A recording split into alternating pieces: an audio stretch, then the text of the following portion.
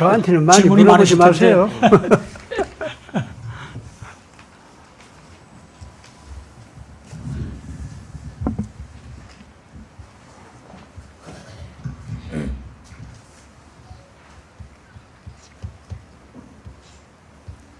예, 중요한 뭐 질문 사항 없으십니까?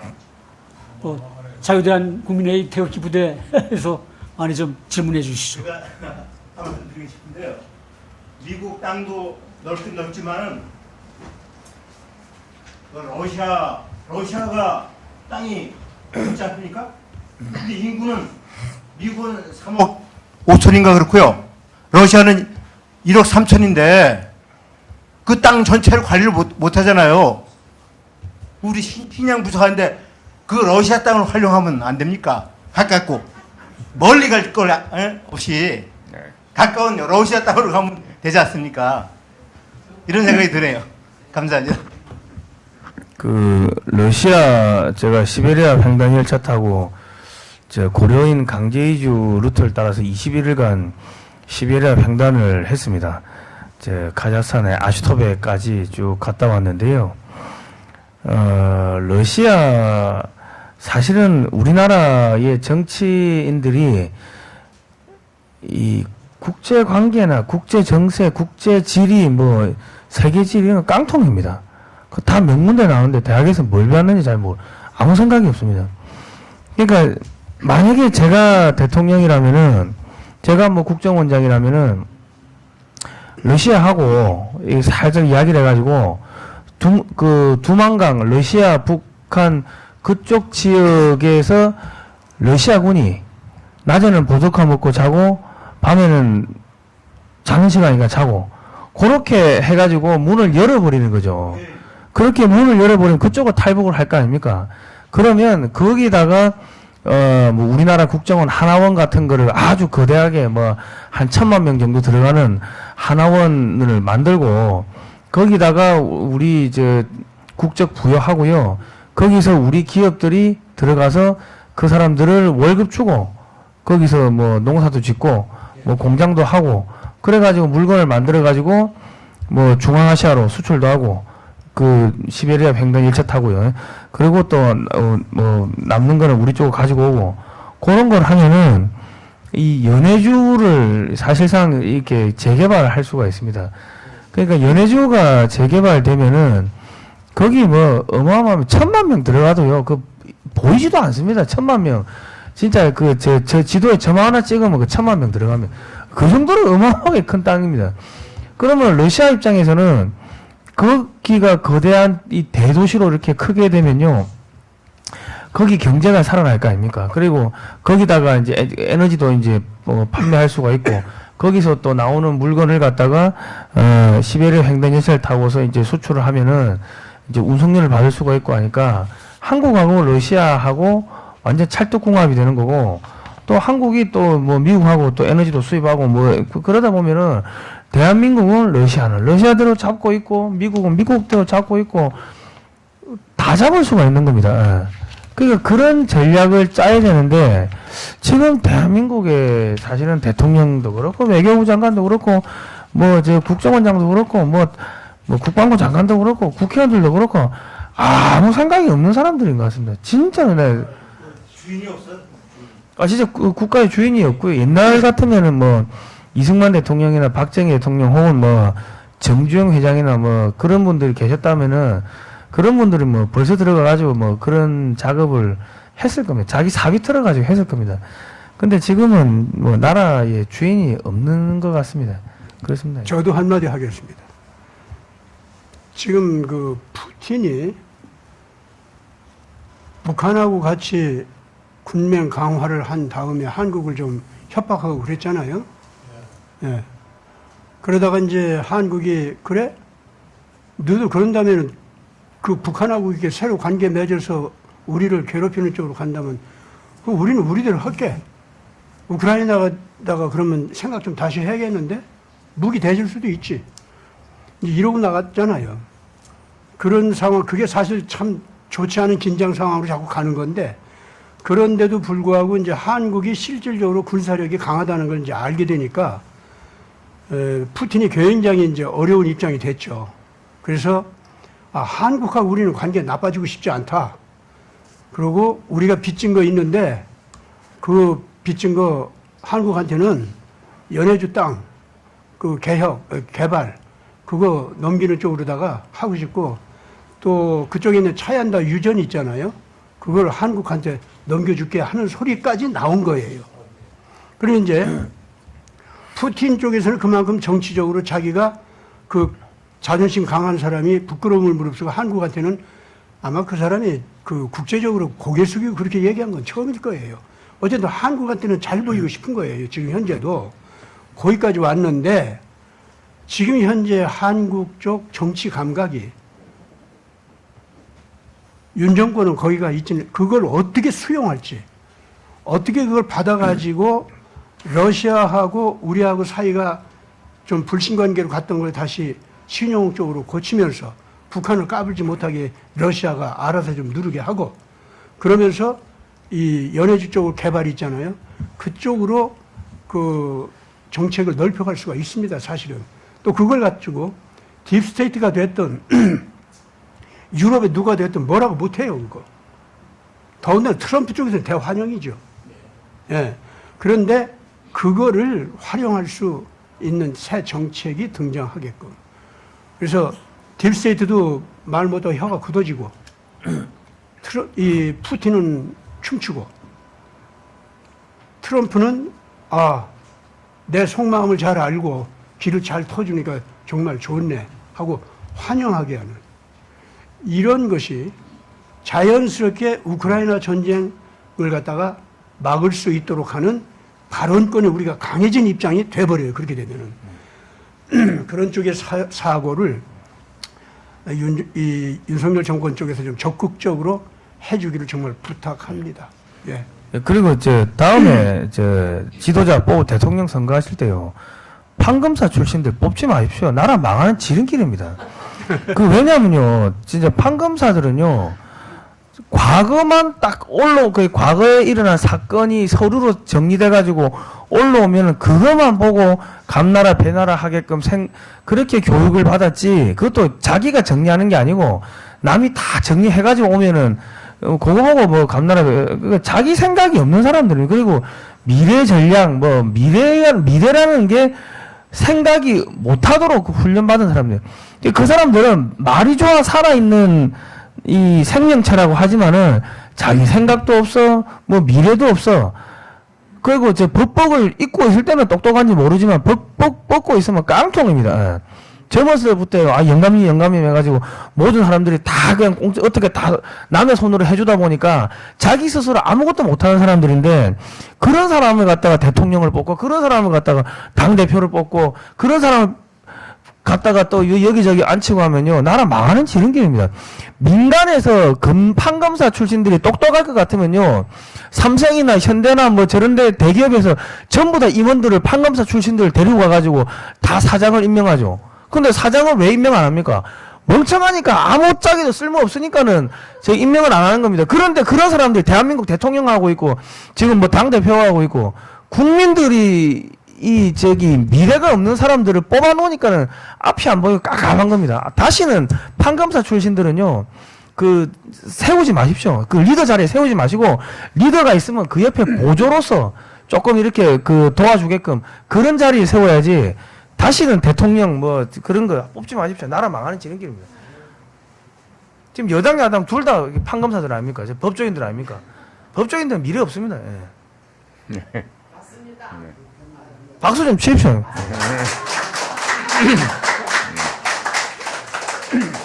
다음 질문 받겠습니다. 네. 안녕하십니까. 저는 김승민인데 여기 질문이 맞나 모르겠습니다만 제가 관심 갖고 있는 것은 인류평화 구현이거든요. 똑같 인류평화 구현. 그러니까 대한민국의 중심을 해서 지구에 있는 모든 사막을 없애버리자. 그래서 거기에서 천국에 살면은 작물로 자동적으로 재배할 수 있다. 그런 기본적인 생각을 하고 있습니다. 그러기 위해서는 힘이 있어야 되고 권력이 있어야 된다 생각되는데 지금 현재로서는 경찰 국가는 미국인데 미국에서 지금 리더자가 지금 11월 5일 날 선거 되는데 혹시 미국 선거가 어떤 건 될 것 같은가? 거기에 대해서 말씀해 주실 수 있을까요? 최수영 선생님. 네. 지금 만약에 오늘 아까 우리 한국 시간으로 오전에 트럼프하고 해리스하고 그 디베이트를 했는데 오늘 투표를 한다 그러면 저는 100% 도널드 트럼프가 당선된다고 봅니다.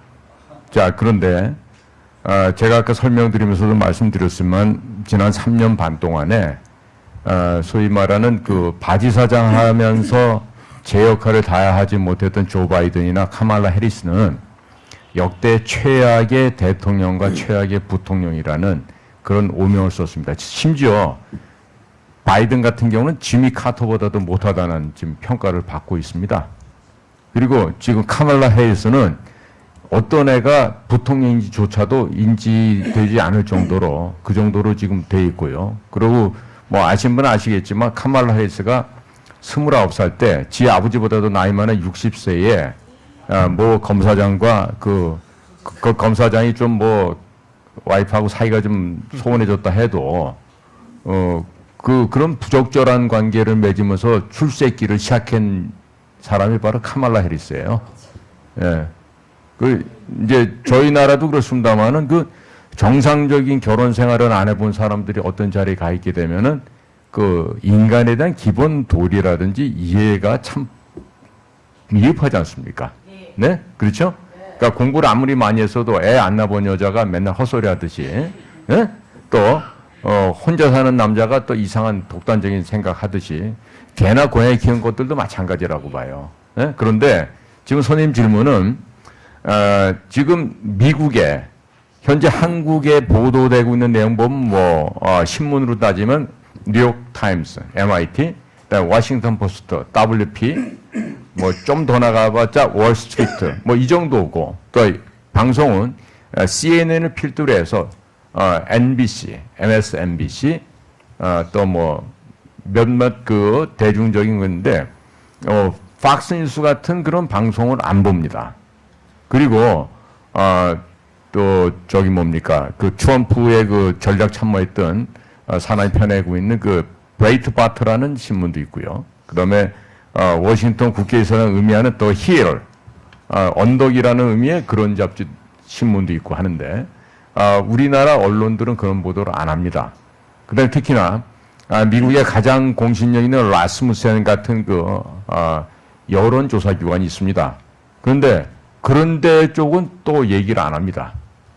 그러니까 아마 오늘 해리스가 보니까 너는 늙었어. 너는 괴팍한 범죄자야. 나는 검사고. 뭐 이런 구도를 만들어서 대화를 이끌어 나가던데 아마 그 방송을 보고서 뭐 많이 카말라 해리스는 뭐 어저께부터 와서 미리 사전에 그 안에 뭐 점검하고 뭐 그랬더니 트럼프는 2시간 전에 왔다 그러더라고요. 예? 토론하기 2시간 전에 와서 그냥 당당히 하고 그러는데 그만큼 지금 수세에 몰려 있고 그리고 뭐 전당대회를 하고 무슨 뭐 유세라든 간에 도널드 트럼프가 가는 데는 지금 건물 안에서 하면은 못 들어가요. 바깥에서 지금 진을 치고 있어야 되는데 뭐 카말라 해리스는 들어가면은 언론사 빼고 나면 한 100여 명 있고 그러니까 그건 4년 전에 조 바이든도 똑같았거든요. 그런데 뭐냐면 이번에 왠지 모르겠는데 페이스북을 만들었던 그 마크 저커버그라는 애 있죠? 그 저커버그가 선언을 했어. 뭘 봤는지 아니면 뭘 어떻게 인지했는지 모르겠는데 4년 전에는 지가 그 선거 우편 드랍박스를 만들어서 전 주에다 갖다 막 설치하고 지가 뭐 몇백억을 써갖고 그 짓을 했다고요. 근데 이번에 난 이제 그런 거 더 이상 안 할게요. 그래서 양심 고백을 했어요. 그 얘기 뭐냐면 딥스 진영 내가 지금 자기들이 느끼기에도 지금 허물어져 가고 있다. 이걸 지금 느낀 거예요. 그리고 여기서 만약에 내가 범죄를 했을 경우에 나 이거 뭐 저기 메타로 바꿨다 해도 그 페이스북 자체가 없어진다거나 뭐 이런 경제적으로도 치명적인 일이 생길 수 있기 때문에 그랬던 것 같은데 지금 저희가요 정확한 뉴스 보도를 하는 것 또 정확한 통계를 우리가 분별하지 않으면 안 된다고 봅니다. 그렇기 때문에 지금 현재 대한민국 언론이 보도하고 있는 그런 내용만 봐서는 절대로 정확한 미국 내의 현황을 파악하기 어렵습니다. 그리고 제가 실제로 겪은 일인데요. 96년도에 제가 워싱턴 DC에 제가 방문할 일이 있었어요. 명목은 그냥 연수였는데 사실은 다른 일로 갔죠. 그리고 그때 도착하자마자 그 YS가 한국전 참전 기념공원도 그때 개소식을 했고 1996년도 얘기예요. 그래서 이제 가자마자 대통령 방문 행사를 지원하게 됐어요. 본의 아니게. 그래서 메고 갔던 더블백 풀지도 못하고 그냥 그 대사관 한 켠에다 놔두고 그리고 거기서 한 3주를 의자에서 먹고 자고 했는데 그때 제가 처음 알았습니다. 외교부, 국정원, 언론사. 그러니까 대통령 행사를 하면서 언론 보도가 어떻게 나가는 거 봤더니 특파원들이 많잖아요. 취재란 게 아니야. 교포 자제분들이 2세, 3세들은 영어가 더 잘 되잖아요. 그 아르바이트 하거나 보조로 있는 그 사람들이 와서 워싱턴 포스트도 번역해 놓고 뉴욕 타임즈도 번역해 놓고 뭐 로컬 신문지도 그렇게 해 놓고 그러니까 걔네들은 풀제라 그러면서 언론사 특파원 기자들이 그걸 가져다 쓰는 거예요, 그냥. 그리고 백악관에서 정례적으로 브리핑을 꼭 해요. 일주일에도 몇 번씩 하는데 대한민국에서 특파원 자격으로 나간 애들 중에서 그 브리핑에 가는 사람이 단 한 명도 없었어. 그때. 그전에도 그렇고. 그러니까 얘네들은 뭐냐면 교포 자제분들이 해준 거 있으면 그거 갖다 베껴서 보도를 하고 그리고 늘 관심은 뭐야. 국회의장이 왔다. 국회의원 누가 왔다. 그거 접대하고 모든 거는 서울에다가 꽂혀 있어갖고 나의 진급은 어떻게 될 건가. 내가 이 특파원 맞춰가면 어떻게 승진할 건가. 이 생각만 있기 때문에 미국 내에서 벌어지는 일을 취재를 못해요. 그리고 걔네들도 또 외교부랑 똑같이 골프 치는데 미쳐갖고 그 짓 하고 다니고. 그러니까 누가 현장에 가가지고 취재를 하겠냐 이거야. 예를 들어서 몇 해 전에 미네폴리스 같은 데서 BLM 블랙 라이브 매터스 해갖고 뭐 흑인 인권 중요합니다 이렇게 막 불 지르고 온갖 폭동이 일어나잖아요. 이번에 지금 부통령 민주당 후보로 된 팀 월츠 걔가 거기서 지금 그 주지사하면서 그걸 그대로 다 방임해뒀단 말이에요. 그러니까 미국 사람들이 모르는 것 같아도 팀 월츠 저 자식은 주 방위군 한다 해놓고 막상 이라크 전 간다니까 빠져나가고 동료들은 전쟁터 가게끔 내버려 두고 정말 비겁자, 배신자 알아요 다. 근데 우리나라 언론에서 그런 얘기 안 해요. 그 다음에 이 카말레리스 예를 들면 이런 거죠. 우크라이나가요 러시아 옆에 있는데요. 전쟁이 났어요. 전쟁 나면 위험하죠. 몰라 누가 전쟁 나면 위험한지? 근데 거기 또 뭐가 잘 공급이 안 돼요. 그러니까 초등학교 1학년 정도 수준의 얘기를 하는 거예요. 그런데다가 기본 출발점부터 지 아빠보다도 더 많이는 남자랑 붙어서 살았다. 솔직한 얘기로 뭐라고 좀 얘기하고 싶은데, 그 뭐 인류 직업 역사상 가장 오래된 직업이니까 그 말 쓰기는 그렇고, 그러니까 그 정도 수준들이 나와서 지금 저를 하고 있는 거예요. 그러니까 전부 다 지금 민주당 같은 경우는 형님들의 대역으로 지금 바지 사장, 바지 언니 하니라고 나와서 저러는 거니까 뭐 현혹될 거 없고요. 진짜 걔네들 그러죠. 프로드 일렉션, 부정선거. 이거만 또 우편 투표 이런 거를 안 하면은 저는 100%가 아니라 100만 % 트럼프가 당선된다고 봅니다. 네. 말씀 잘 들었습니다. 네. 그런 내용으로 네. 저희들도 그 생각을 하는데요. 네네. 이런 걱정이 되는 거죠. 트럼프 측에서 지금 그 부정선거를 못하게 할 수 있는 뭐 특별한 방법이 있을까? 지금 그렇지 않아도 수도 없이 많은 불법 체류자들 막 들어가서 아까 말씀하다시피 드라이버 라이센스 주고 가서 막 투표하게끔 하고 뭐 이렇게 되면 네. 그거를 또 이제 뭘로 막을 거냐 뭐 이런 문제가 남아서 좀 어떤 특단의 어떤 그 선거에 관련된 그런 것들이 혹시 외신에서 좀 들은 적이 없는데 그런 건 혹시 없을까 해서 네. 그래서 한번 여쭤보는 네. 측면이 있었을 것 같아요. 이분께서도. 네. 아마 그런 얘기입니다. 4년 전에 대통령 선거할 때 특히 그 조지아주, 그러니까 애틀란타 쪽에서 막 가방에다가 그냥 그 뭐 한 몇천 장, 몇만 장 들어가겠죠? 그런 거 들고 와서 꺼내갖고 막 넣고 막 이런 거 보셨잖아요, 다들. 예? 그런 게 있어도 밝혀지지 않은 것들은 그쪽도 보면은 미 연방수사국 FBI나 법무부나 CIA가 그 형님들한테 많이 장악이 돼가지고 얘네들이 좀 썩어 빠졌어요. 그러니까 지금 우리 국정원이 썩은 것처럼 걔네들도 많이 썩어 있다고요. 그래서 지금 이제 미국 친구들 얘기 들어보면 그나마도 그 16개 국가정보기관 단위 중에서 그래도 가장 신뢰할 만한 거는 재무부 쪽이라 그래요. 재무부에 보시면 그 The Office of Terrorism and Financial Intelligence라 그래갖고 테러 금융정보국이라는 게 있습니다. 근데 아마 그런 그 돈을 관리하고 또 국제 통화를 갖다가 감시하고 하는 그런 쪽에서 충분히 보이지 않게 아마 압력을 가할 거다. 그리고 저는 이제 그렇게 생각이 더 드는 게 얼마 전에 6월 28일 날 그 미국의 16개 국가 정보기관을 총괄하는 에브리얼 헤인스라고 하는 여인이 다녀갔습니다. 그 윤 대통령만 만나고 왔어요. 아마 지금 사료 대기는 아마 너 이대로 가면 죽는다.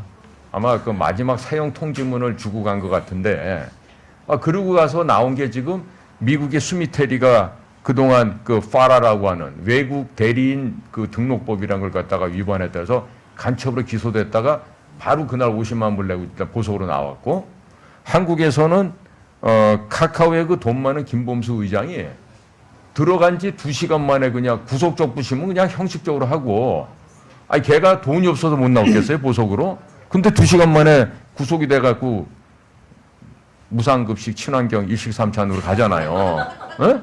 그러니까 그 김범수가 그러고 났는데 며칠 지나니까 티몬, 위메프, 뭐 인터파크, 그다음에 뭐 오프라인에 있는 그 롯데마트까지 물론 거기는 이제 건설이 넘어지니까 그런 것도 있겠지만 그런 우리 한국의 이커머스 중심을 해갖고 회사들이 넘어가는 거예요. 그거는 얘기는 뭐냐면 우리나라 대통령실도 우리나라 검찰도 어떻게 저항할 수 없는 더 센 힘이 지금 들어와 있다. 그러니까 보이지 않게 지금 그런 일이 벌어지고 있는 거다. 그래서 미국에서도 지금 제가 방금 전에 그 페이스북 창업자인 그 마크 주커버그도 저 이제 절대로 이제 나쁜 짓 안 합니다. 이런 거를 대외적으로 선언하고 봤을 때는 상당 부분에 이제 구글도 그렇고 애플도 그렇고 이제 그 테크놀로지 기업들이 있잖아요. 근데 이제 그런 여러 가지 회사들이 이번에 그 트위터를 일론 머스크가 이제 사서 그 세계인의 언론 자유를 위해서 샀다고 얘기를 하잖아요. 440억 달러 주고 샀어요. 어마어마한 돈을 주고 샀는데 자기는 그 돈이 아깝지 않다는 거예요. 왜? 전 세계의 언론 자유를 위해서 샀으니까 말할 수 있는 자유를 보장하기 위해서. 그러니까 아마 이번에 장난치다가는 아마 걔네들 골로 갈 겁니다. 그리고 보세요. 아메리카 어벤져스가 만들었어요. 가운데 도널드 트럼프, 그 다음에 일론 머스크, 그 다음에 로버트 케네디 주니어, RFK가 붙었잖아요. 그러니까 이 케네디 집안은 전통적으로 민주당 집안이란 말입니다. 동부 쪽에 그 매사추세츠, MIT도 있고 하는 그 동네에서 자라나고 명문가들 아니에요. 돈 많은 명문가도. 원래 깡패 집안이지만 술 장사하고. 그런데 이번에 이 어벤져스 팀이 만들어졌어요. 트럼프, 그 다음에 일론 머스크, 그 다음에 로버트 케네디 주니어. 근데 일론 머스크 같은 경우는 자기한테 무슨 일을 맡겨주면 좋겠다 그래요. 우리나라 미국에 예산 지출되는 거를 점검할 수 있는 그런 역할을 나한테 줬으면 좋겠다 그래. 그 다음에 이 RFK는, 로버트 케네디 주니어는 세 글자로 가는 회사들 있죠. CIA, FBI, NSA, DNI. 이런 쪽에 장이 될 것 같다고 하는 겁니다. 왜요? 네. 언제까지 그냥 하세요. 네네. 점수 필요해서. 예. 그러니까 지금 로버트 케네디 주니어가 만약에 DNI가 된다, 국가정보장이 된다, 혹은 CIA, 중앙정보국의 국장이 된다, 이랬을 경우에는 현재까지 같이 부패했던 CIA, FBI가 몽창 다 뒤집어질 수가 있어요. 그러면 자, 지금 얘기가 나올 때 저도 국정원에서 근무를 해봤잖아요. 김대중이가 어부지리로 될 때도 그때 무슨 얘기 했었냐면, 야, 이해창이가 100% 된대. 어? 야, 이제 죽었어, 우리. 어? 왜 죽어? 죽기는 왜 죽어? 나쁜 짓 한 놈들은 겁이 날 거 아니에요. 어? 노무현이랑 이해창이랑 2차전 또 붙었을 때도, 야, 이번에 이해창이가 된대. 전라도 전부 다 씨를 말린댄다, 야. 어떡하면 좋냐. 그동안에 5년 동안 겁나게 좋아버렸는데. 이러면서 걱정을 하는 거야. 그 미국도 마찬가지라고 봐요. 지금 CIA가 됐든 FA가 됐든 그동안에 민주당이나 딥스에 붙어갖고 지시 내려주는 대로 거기에 붙어갖고서 기생하던 그런 애들이, 야, RFK가 만약에 CIA 장으로 오면, 16개 총괄하고 있는 DNI의 장으로 온다면 이거 우리 인생 전부 다 망치는 거 아니야? 알아서 긴다고요, 그런 애들이. 그래서 RFK가, 그러니까 그 로버트 케네디 상원 의원이, 걔네 아버지도 68년도에 대통령 후보로 나왔다 죽은 거 아니에요? 예? 삼촌 존 F 케네디는 대통령 돼서 총 맞아 죽었고, 그런데 이번에 그 RFK가 나이가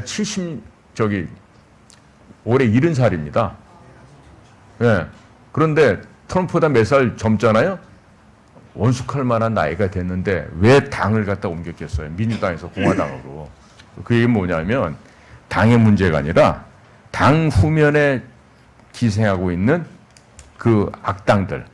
소위 얘네들을 핫바지 사장으로 세우는, 과거로 말하면 헨리 키신저라든지, 예? 올브라이트 국무장관을 했다든지, 이러저러한 그쪽 무리들의 영향을 벗어나서 RFK가 쓴 책 보면요, 이 백신의 폐해와 소아 성애자들 이런 걸 공격하는 책을 과감하게 쓰고 막 공개적으로 비판을 하는 사람이에요. 그러니까 아마 앱스타인 같은 사람으로 대별되는 이상한 짓들 하는 애들, 그런 이상한 음란하기도 하지만 아주 괴팍한 그런 마귀 같은 그런 짓들 하는 그 무리들이 아마 RFK가 모종의 국가기관의 세 글자로 되는 그런 기관의 장을 만약에 맡게 될 경우에 아마 굉장히 변화가 있을 겁니다. 우리나라 어떤지 아세요? 우리나라도 국정원이 이래요. 정권이 바뀌잖아요. 그 미국 애들은 그래도 예전에 보면은 정권이 바뀌어도 정보부 애들은 꼿꼿하게 간다고, 갈 길만. 근데 한국 정보기관은 안 그래. 바뀌었어. 쫙 엎드려. 그러다 이쪽으로 바뀌어서 그냥 이쪽으로 또 쫙 엎드려. 그러니까 얼굴이 안 보여. 그냥 바닥에 얼마나 깔았는지. 그러니까 미국 애들도 이제는 많이 타락하고 썩어서 이번에 RFK가 등장할 걸 대비해서 미리 엎드리지 않을까, 이런 전망을 조심스럽게 해봅니다. 좋은 말씀이 되게 감사한데요. 네. 또 지금 말씀하신 여러 혹시 다 아시는 분들도 계시고 모르시는 분도 계신데 저는 많이 들어서 좀 우리 최수영 박사님 하시는 걸 많이 알고 내용을 많이 들어서 알고 있습니다. 이제 제가 지금 그래서 지금 우리나라 현재 태극기 세력들이 여기저기 아주 저렇게 분산돼 갖고 있어요. 여러 가지 그 제목들을 갖고 얘기를 하는데 좀 하나의 목소리를 좀 맞춰서 지금 때가 때이니만큼 미국의 대선이 있기 전에 우리나라가 지금 아까 말씀하시다시피 미국에 뭐 누구 왔다 갔다 하면서 윤석열이도 조금 바뀌었다라는 싶은 생각이 좀 드신다고 그랬는데 진짜 얘기를 바라면서 이제 부정선거에 대한 거를 좀 우리 태극기들이 전부 다 같이 좀 앞에 큰 주제로 놓고 강압적으로 밀어서 부정선거 조사를 해갖고 우리나라에서 부정선거란 거를 밝혀내서 22대, 21대 국회 전부 다 당선 무효시키고 걔들이 만들었던 빨갱이법들 일괄 모두 폐기시키고 또 연계돼서 미국까지도 칼 비행기가 부정투표기 옮겼다라는 얘기도 있는데 진짜인지 아닌지 모르지만 진짜이길 바라면서 그렇다면 미국의 트럼프 쪽에도 연계돼서 부정선거가 이렇게 있었던 거 아니냐 하고 연결시킬 때 좀 더 클로저 하기가 더 좋지 않을까 우리나라하고 트럼프 측하고 뭐 이런 거를 좀 하기 위해서 여기 있는 분들이 또 밖에 나가서 물론 오늘 좋은 얘기도 많았지만 우리 태극기의 각 시 현장마다 얘기를 하는 거를 부정선거 이거 좀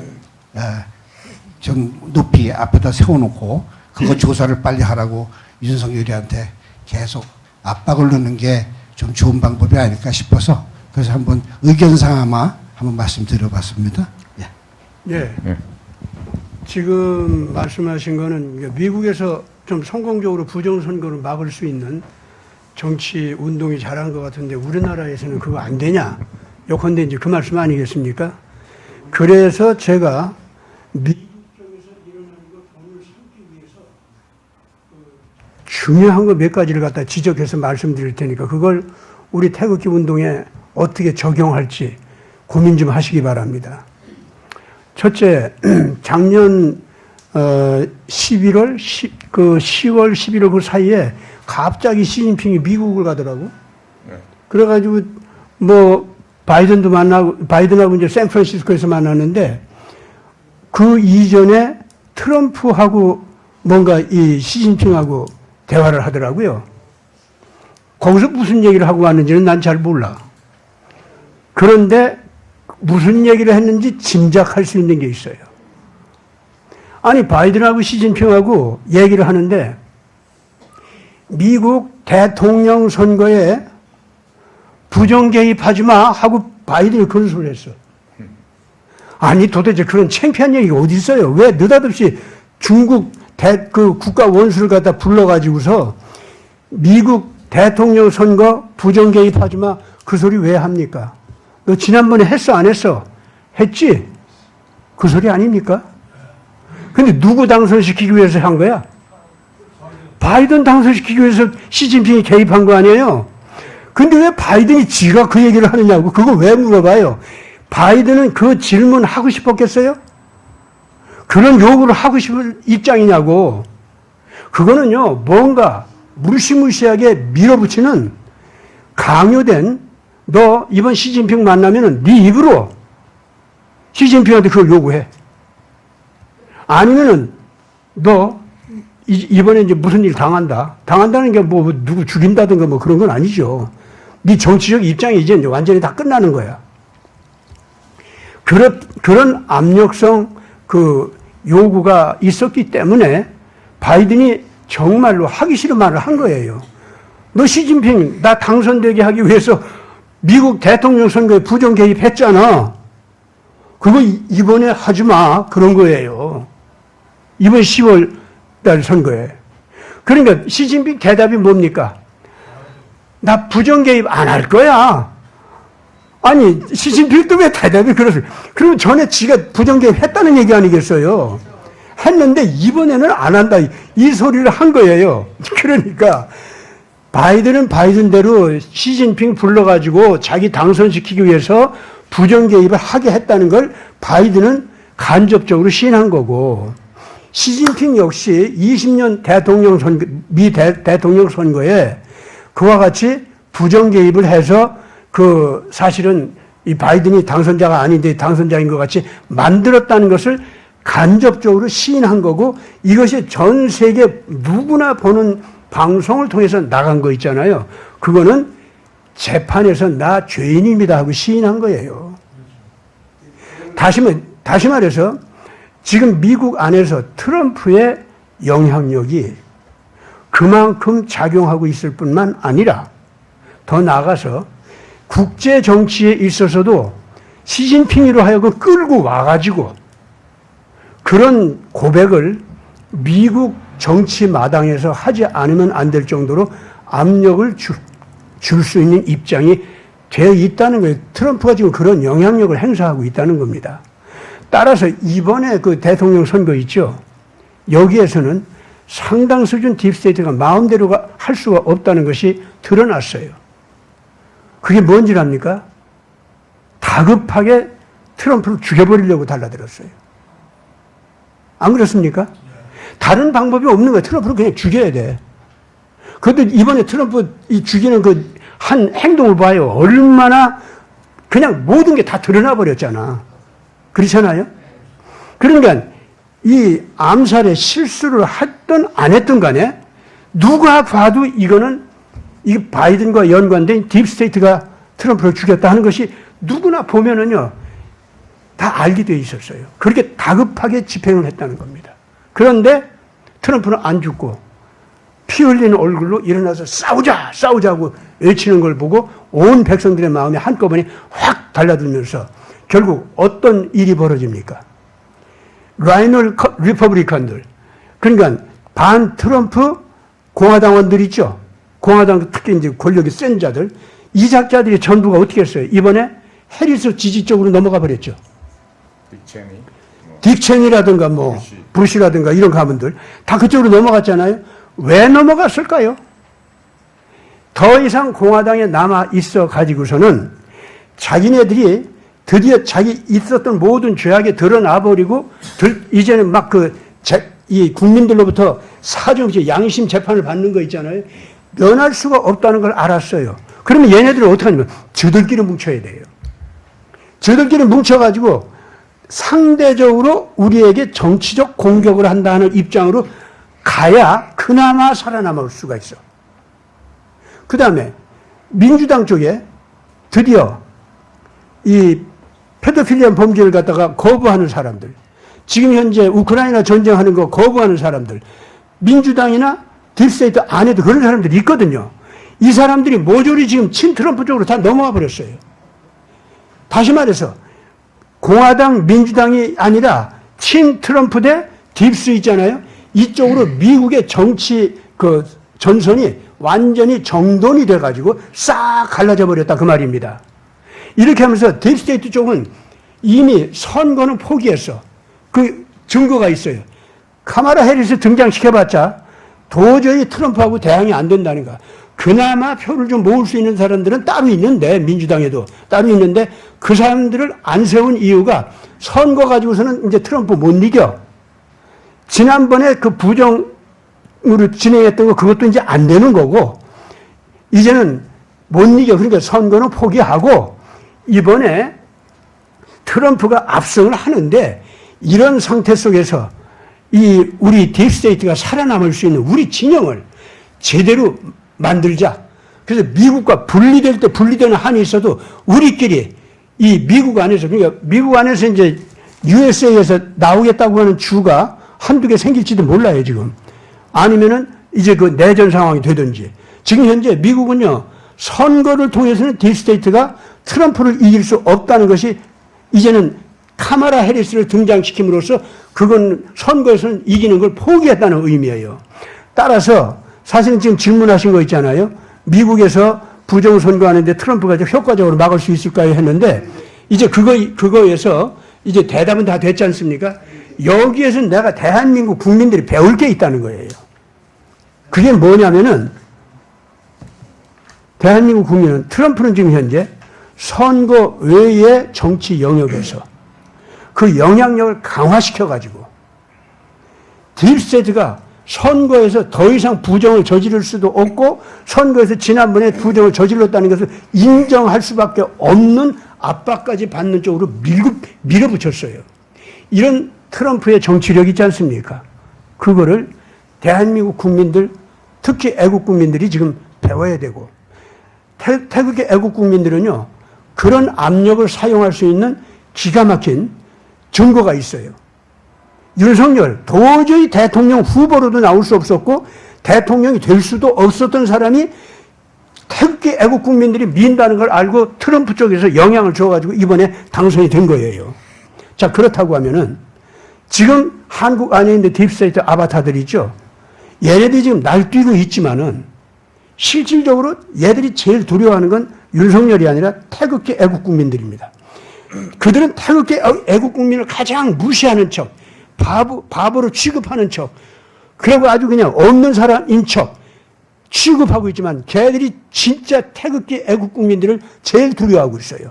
따라서 태극기 애국 국민들 이번에 안심들 하고 윤석열 대통령한테 야단을 치세요. 이제는 개인적으로나 집단으로 모였을 때 어디에서나 막 야단 치세요. 그러고 이 주사파 애들 있잖아요. 배 놓고 이제 까불기만 너들 이제 막 얘기하세요. 그거요. 그 분위기가 대한민국을 새로 만듭니다. 그러면서 오늘날 지금 이런 이 태극기 애국 국민 쪽에서 이제 깊이 있는 정책 제안, 전략 제안 이런 걸 갖다가 여론화시키면서 막 일어나는 운동이 있지 않습니까? 태극기 애국 국민들 모든 애국 단체들은 이런 쪽으로 다 모여주시기 바랍니다. 그러면 그것 자체가 자연스럽게 아마 박근혜 대통령의 그 모든 정치적 권위 이걸 갖다 회복시키면서 이 윤석열 정권도 거기에 고개 숙일 수밖에 없는 이런 쪽으로 가게 되리라 저는 그렇게 봅니다. 예.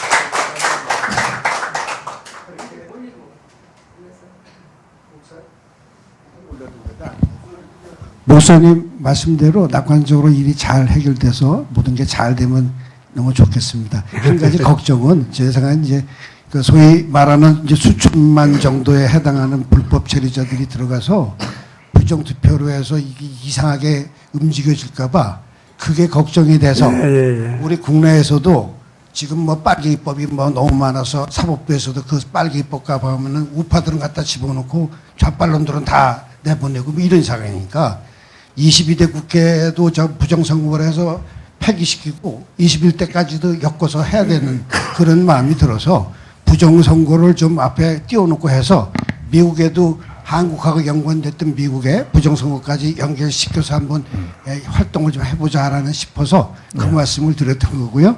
목사님 말씀대로 미국도 선거가 잘 되고 우리나라도 윤석열이가 말 좀 들어갔고 이번에 잡아놓을 놈 잡아놓고 뭐가 제대로 됐으면 참 좋겠습니다. 하여간 감사합니다. 그 제가 한 말씀 드리면은 미국의 그 미군들이죠.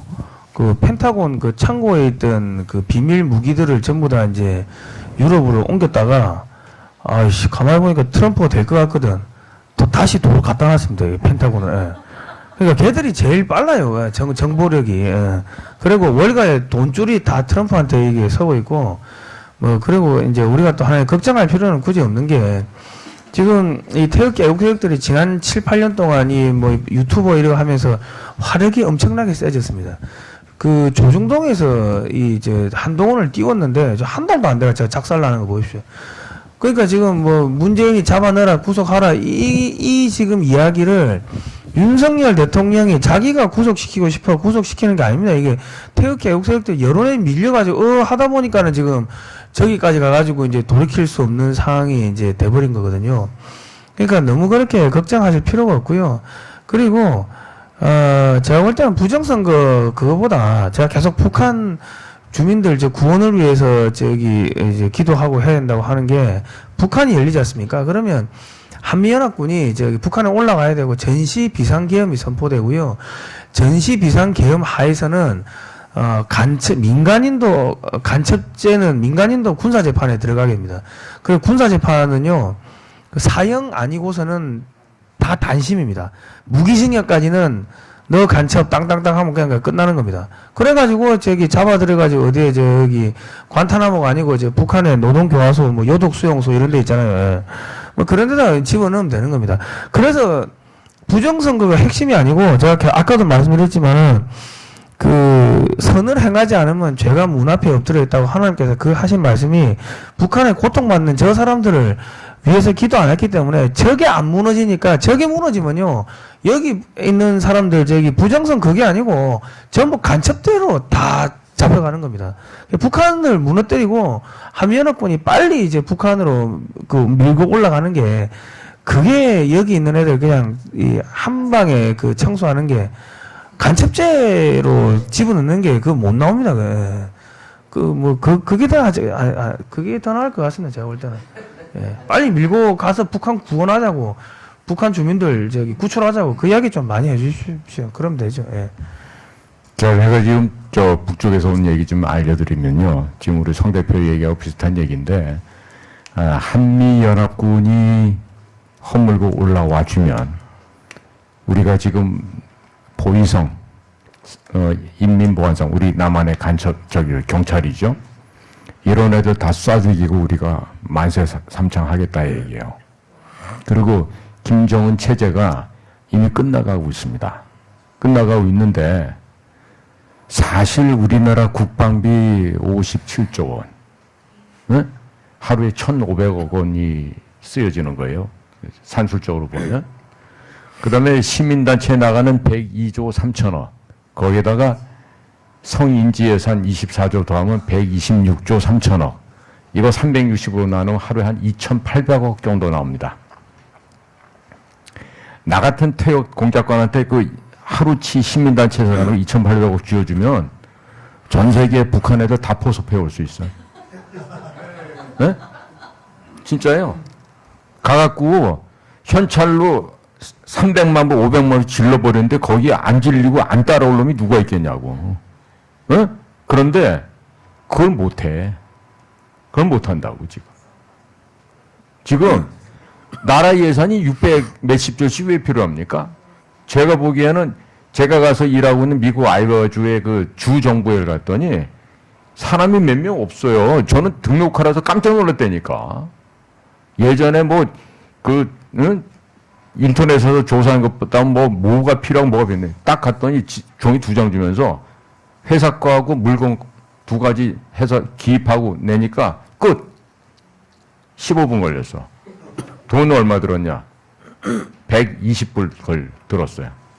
네? 한국에서 회사 등록하고 뭐 하려고 그래 보세요. 네? 거쳐야 될 때가 한두 개겠어요? 안 된다니까. 그러니까 지금 공무원 숫자를 줄여야 됩니다. 그 다음에 뭐 경찰이고 뭐고 이런 것들도요, 더 줄여버려야 돼요.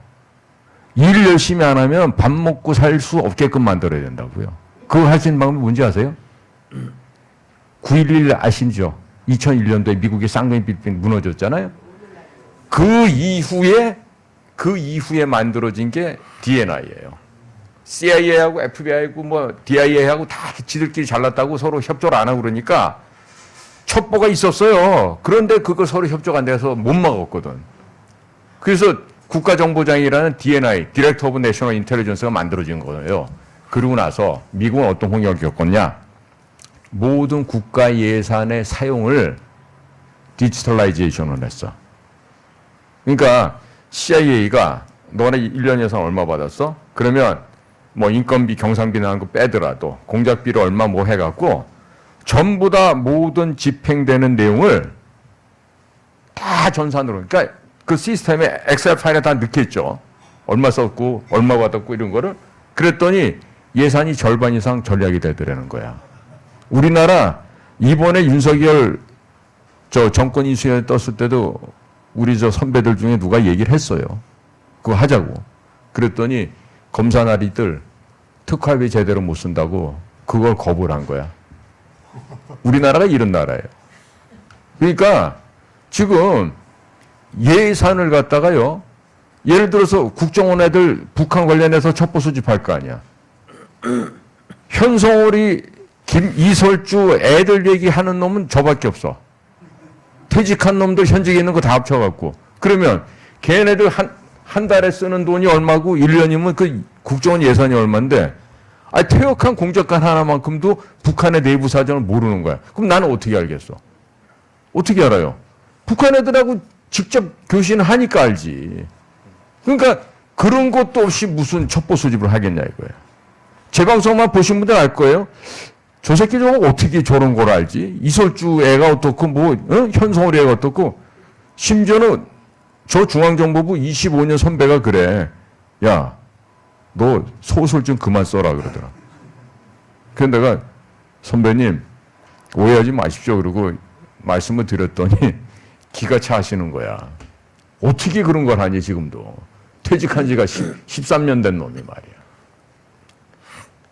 과거의 인생을 갖다가 거짓말로 안 살아왔기 때문에 그게 가능한 거예요. 에? 제가 거짓말로 살아왔으면 지금 다른 공작원들하고 연락이 되겠습니까? 다 돈 떼먹고 이렇게 했으면은. 지금 저 MBN에서 보도했잖아. 국정원 차장하는 애가 그걸 또 실드 친다고 CBS에서 보도를 했는데 홍콩에다 700만 불짜리 집을 샀는데 그걸 해가지고 걔가 대신 이름으로 한 재미교포회가 먹고 튀었대. 그런데 그 1차장 걔 이름이 홍장원이라는 것도 공개한 적이 없는데 그것도 CBS에서 공개를 했더라고. 그러니까 그놈이 또 육군사관학교 출신이야. 이종찬이 후배야. 똑같은 놈들이지. 그랬는데 그걸 갖다가 막 쉴드로 쳐줄래니까 뭐 횡령사고가 아니고 뭐 공작사고였고 아니 걔 말고도 같이 따라간 놈이 몇 명 더 있는데 걔네들 이름으로 집 살 수 없나? 왜 꼭 이 홍장원이 얘가 뭐 블랙이라고 블랙 같은 소리 하고 내 씨 그레이드 안 되는 것들이며 응? 지금 우리나라가 이 정도로 윤리 도덕이 파괴가 됐어요. 응? 아마 잘은 몰라도 그놈도 예수쟁이라 그럴 거야. 그러니까 썩어 빠진 이 예수교 신자들 때문에 더 썩었어. 아, 영삼이는 아니고 명박이는 아니야? 그 새끼들 다 교회 장로 출신들 아니야? 그런데 나라를 해먹은 놈들 아니야 다. 지금요 우리 저 선배님 그 부정선거 때문에 걱정하시는데요. 이번에 트럼프가 되잖아요. 밀려와서 우리 것도 정화될 거예요. 우리나라 애들은 절대로 자발적으로 정화 안 됩니다. 예? 작년에 10월 달에 우리 3차장 하는 애가 그 나와갖고 부정선거 결과를 발표를 하고 100점 만점에 31점이라는 것도 얘기하고 그것도 혼자 하기 뭐하니까 한국인터넷진흥원이랑 선거관리위원회랑 셋이서 같이 했어요. 결과 나왔으면 어떻게 해야 돼? 바로 잡아야 되잖아. 자식들이 문제가 있다고 발표를 했으면 거기 시정 답안이 나와야 될 거 아니야, 대안이. 근데 안 한다니까. 눈치 보는 거야. 저놈이 지시를 안 하는데 내가 해도 될까? 용산만 쳐다보고 있는 거지. 그러니까 이 자식 12월 달에 차장 두 놈하고 같이 모가지 잘라서 나가잖아. 그러니까 그런 식으로 사람을 갖다가 소위 말해서 내식과들, 예? 아첨하고 듣기 좋은 얘기하는 애들만 안 치니까 이런 일이 벌어져요. 저 10월 14일 날 그 국가정보원장 김규현이가 저 고발한 것 때문에 국정원 직원법 위반으로 지금 재판받으러 가요. 재판장에 가서 내가 김규현이도 부르고 나를 고발하라고 옆에서 출석거리니까 우리 동료, 내 옆자리에 앉아있던 그놈 새끼도 내 나오라 그랬어. 그 다음에 우리 연구원 계좌 불법으로 압수수색한 그 경찰에도 경찰청장 윤희근이도 나와요. 그 종로경찰서 장봄이라고 아마 여자애 같은데 내 걔도 나오라 그랬다고. 윤희근 경찰청장도 같이 나오라 그랬어. 이놈의 새끼들 말이야. 어디다 대고 불법으로 남의 연구원을 갖다가 계좌를 갖다가 추적하고 조사하고 내 개인 신상을 털고 말이야. 아니 나 같은 퇴역 공작관은 상을 주고 훈장을 줘야 될 사람 아니에요. 그런데 저를 갖다 조사하라고 이렇게 하더라고. 그래서 10월 14일 날 딱 법정에 가서 김규현이 전 국정원장 그놈 자식 증인으로 안 불러오면 내 재판 못 받겠다 그러라 그래. 응? 전 국장 했던 그놈 새끼도 내가 불러오라 그러고. 왜냐면 걔네 둘이 대질 신문을 시켜야지 그 고발한 배경이 나오거든. 그러니까 요 국장 했던 놈은 김규현이가 외교부 출신이니까 얘한테 잘 보이면은 총영사라도 대사라도 아마 나갈 거라 생각했을 거라고. 그리고 나한테 막 압수수색 영장 보내고 막 내용 증명 보내고 그러면 겁나서 잘못했어요. 다시는 그렇게 이럴 줄 알았지. 난 현직에 있을 때도 김만복이라고 아시죠? 선글라스 옆에 데리고 폼 잡던 애. 우리 서울법대 선배야. 병신 새끼가 그게. 예? 김만복이하고 나하고 내 멱살 잡고 싸웠던 사람이야. 내 김만복이더러 선배. 남들이 형 보고 지금 내시는 내신데 좆단 내시래. 내 그렇게 얘기하면서 내 싸웠어. 김만복이하고도. 근데 뭐 김규현이 요 진짜 똥자루만한 그런 것들 뭐 그 겁을 내겠어요 제가? 살인을 전문으로 배웠던 놈이? 아니 그러니까 기도 안 찾는 일이 벌어지는 거예요 지금 나라가 썩어버리니까. 그러니까 우리 선배님 걱정은 11월 5일 날 트럼프가 당선되고 미국에서 거대한 물결이 우리로 밀려오잖아요. 밀려갑니다. 너무 걱정하지 마십시오. 네. 우선 지금까지 참 여러 그 이슈들 중요한 이슈들을 지금 이제 다루고 있어서 참 좋고 제가 자유한국연구원을 이제 관여해서 이제 하는 사람으로서 하나 제가 좀 감사히 생각하는 거는 지난 7년 이상 거의 8년이 다 되는 우리 태극기 애국 시민들, 대한민국의 우리 자유 시민들이 참 순수한 열정으로 그야말로 양심을 가지고 또 정의를 지켜야 된다는 그런 결의에 찬 그런 그 정신으로 지금까지 사실 버텨왔죠. 그러나 우리 서로가 다 알다시피 이 중요한 사안들 또 국가를 정상화시키고 제대로 끌고 나가겠다는 이제 그런 일념에 왔지만은 우리들의 어떤 그런 정연화되지 못한 것, 정돈되지 못한 어떤 그런 것들 또 이렇게 단합이 되지 못한 것들 뭐 우리들 잘 알고 있습니다. 근데 저희 자유한국연구원 또 자유대한국민회의가 22년부터 지금 3년 차에 걸쳐서 지금 이런 세미나를 계속 해오고 있어요. 특히 올해 들어와서는 이제 한 5번, 6번 이렇게 되다 보니까 이런 국가적인 주요 이슈, 대한민국 소위 국가 통치, 그 다음에 전 세계가 우리를 바라보고 있어요. 경이로운 어떤 우리 한국의 성취를 바라보고 우리 인류 보편적 가치를 함께 실현해 주고 또 선도할 그런 국가로서 대한민국을 사실 인지하고 있는 것 같아요. 이제 그런 면에서 우리가 이제 재구시를 해야 되는데 상당히 우리의 역량을 잘 모자라는 게 많은데 하여튼 이런 것들을 하기 위해서도 내취 문제 또 전 세계 문제 이런 두 가지 섹터를 한꺼번에 해나가기 위해서는 미국하고 또 우리 자체 역량을 이제 키워야 되겠는데 하여튼 가깝게는 우선 이런 저희 자유한국연구원 또 한방모바일교회에서 이런 토론회 장, 그 다음에 저희들이 이제 결집할 수 있는 어떤 대한민국 내에 어떤 국가를 끌고 나가겠다는 또는 경우에 따라서는 뭐 여러 가지 이제 역할들을 할 수 있을 텐데 이런 구심점 중에 하나로서 이렇게 좀 자리를 잡아간다는 것에 대해서 오늘도 여기 참석한 참석사 중에 한 사람의 입장으로서 굉장히 감사하게 생각을 하고 있습니다. 그러면 이제 제가 지금 이렇게 계속 진행되는 것 중에 하나 우리 목사님께 하나 좀 질문이 있습니다.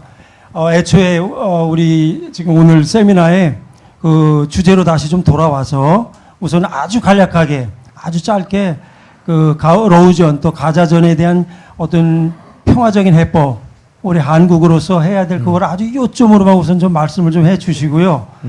예. 그 다음에 또 이제 나머지 순서를 계속 했으면 좋겠습니다.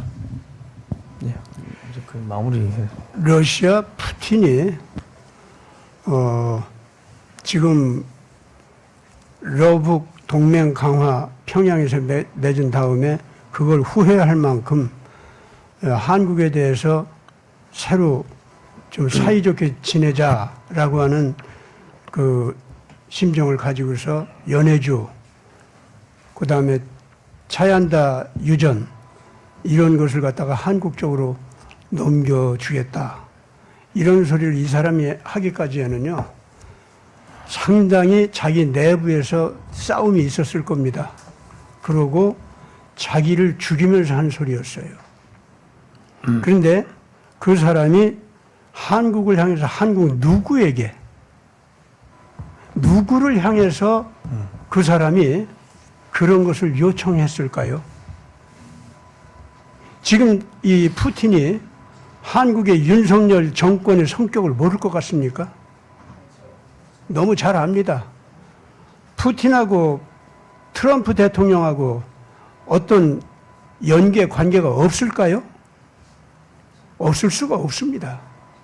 확실하게 딥스테이트와 같이 싸우는 동지적인 입장에서 출발했기 때문에 연계 관계가 있습니다. 다만 우크라이나 전쟁에 대해서는 트럼프 대통령하고 푸틴하고 좀 뭔가 사이가 지금 현재 그 상당히 떨어진 건 사실이죠. 왜 자꾸 사람 학살하는 전쟁 쪽으로 가냐? 처음에 우크라이나가 딴짓 못하도록 한번 압박 줬으면 그걸로 끝이지. 어떻게 이렇게 자꾸 사람 죽이는 전쟁 쪽으로 가냐? 이제 좀 그만하라. 이것이 트럼프 입장이고 지금 현재도 누가 이기느냐 지느냐 이거 상관없이 트럼프는 무조건 이 전쟁을 갖다가 멈추게 되기를 바라는 거. 그것이 전 세계 인류가 원하는 거고 미국의 개혁 세력도 그걸 원하는 거다.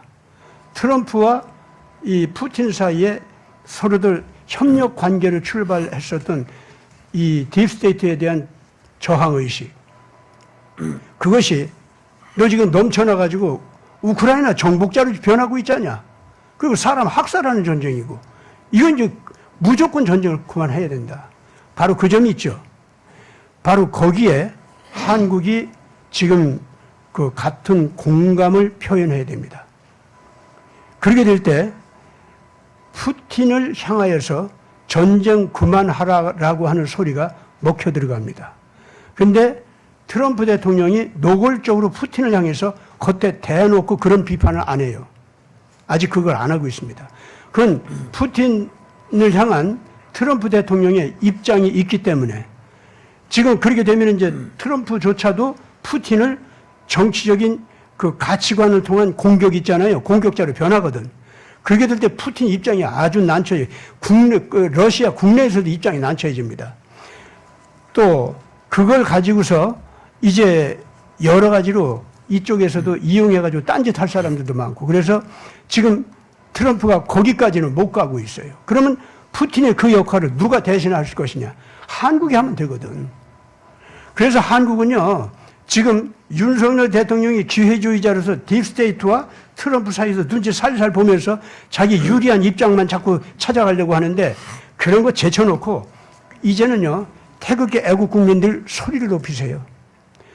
그래서 지금 윤석열은 근본적으로 평화 특사로 나올 박근혜 대통령과 비교할 때 도저히 이 문제에 관여할 자격 자체가 없어. 그래서 박근혜 대통령이 등장할 수 있도록 길을 열어라. 이제는 거기까지 우리가 나가야 돼요. 그러면은 박근혜 대통령은요, 푸틴에 대해서 푸틴이 개인적으로 박정희 대통령을 굉장히 마음으로 받들어 모시는 사람입니다. 그리고 박근혜 대통령의 정치 스타일이라든가 나가는 방향, 그거를 굉장히 좋아해요. 개인적으로도 또 자기 자녀들하고 관계가 있고. 그래서 박근혜 대통령이 나타나서 개인적으로나 정치적으로나 권고할 수 있는 입장이 되어버려요. 한국은 그런 아주 기가 막힌 그 역할을 할 수 있는 지도자가 있습니다. 근데 특히 이 박근혜 대통령은 억울한 정치적 희생양입니다. 희생양인데도 자기 자신이 그 굴복하고 악한 자들한테 엎드려 절한 게 아니에요. 절하지 않고 끝까지 감옥에서 그냥 버티고 투쟁을 했습니다. 침묵으로. 이 시간도 그건 계속하고 있어요. 그래가지고 지금 문재인과 홍석현 이 무리들이 자기네들이 잘못이라고 하는 것을 사과하고 비는 거 있죠. 그걸 사실 기다리는 입장이에요. 그렇기 때문에 희생양 정치가예요. 그 점에서는 트럼프하고 박근혜가 동일합니다. 전 세계에 희생양적 정치를 하면서 트럼프는 이미 이기고 부활하는 상태로 일어나고 있고, 박근혜도 부활하면서 일어나고 있는데 아직 자기 정치 입장을 강하게 표현은 안 하고 있어요. 우리는 표현하기를 바라겠는데, 그런데 그것이 윤석열한테는 기회다 이거예요. 그래서 태극기 애국 국민들은 이런 사실을 갖다가 이제 막 얘기해야 돼요. 막 얘기해가지고 박근혜 대통령 정치 입지가 더 강화되게 만들고, 국제적으로도 강화되고, 푸틴도 기다리게 하고, 젤렌스키도 기다리게 만들고, 트럼프 쪽에서는 박근혜 일어나 스스로가 일어난다고 해, 이런 정도까지 가게 하고, 너 윤석열 뭐하고 있어? 네가 살아남으려면 지금 박근혜 대통령 세워야 될 거 아니야. 이 소리가 국제적으로나 국내로나 막 윤석열 향해서 가는 거 있지 않습니까? 이런 쪽으로 우리가 운동을 일으켜야 됩니다. 이제부터 우리 방향이 그거예요. 그렇게 되면은 아마 대한민국 자체도 새로운 큰 방향을 잡으면서 태극기 애국 국민들이 한국의 정치 흐름을 완전히 잡기 시작할 겁니다. 예. 자, 제가 지금 방금 전에 모처에서 지금 뭘 하나 받았어요. 제가 아이패드로 들었으니까 잘 보이십니까? 네? 카말라 해리스의 지금 귀에 꽂고 있는 귀고리가 저게 귀고리가 아니라 오디오 이어폰이었다는 거예요. 이게 만약에 지금 노바 H1이라는 회사 제품으로 이렇게 보여지는데, 만약에 이게 지금 이제 실질적으로 저기 뭔가 지시를 받아가면서, 그러니까 오늘 하는 거 보니까 제가 말 수준이 저게 너무 좋아진 거야. 어버버하고 진짜 뭐 이거 벗고 사는 일이나 잘하지 그 뭐 말 잘하는 애는 아닌데. 예? 그래서 왜 그런가 했는데 지금 우리 후배 하나가 이걸 지금 보내왔어요. 그러니까 공 작가님 그러면서 뭘 하나 보내왔는데 이런 사진이에요. 그래서 보니까 옆에 있는 젊은 여성 끼고 있는 게 아, 내가 정말 이런 엄청나게 좋은 장비를 껴서 음악을 잘 듣고 있다 그랬는데 이게 지금 보니까 뭐 틀림없이 원거리에서 어떤 질문이 나오거나 했을 때 내지는 또 계속해서 지시를 하겠죠. 그러니까 이게 지금